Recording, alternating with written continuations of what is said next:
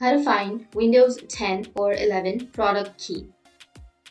So if you want to find your Windows 10 or 11 product key, then what you need to do is you just need to simply open up your command prompt, go with CMD and then go with run as administrator. Click on yes. Here, you just need to simply copy and paste the command which is in the description below.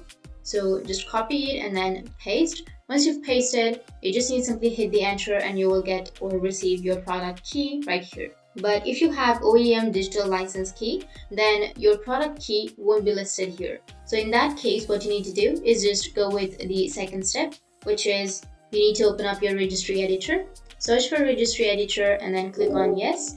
And here it will take you to this kind of interface where you just need to simply go with computer, HK local machine, /software, /Microsoft, /Windows, NT, /current version, /software, protection platform.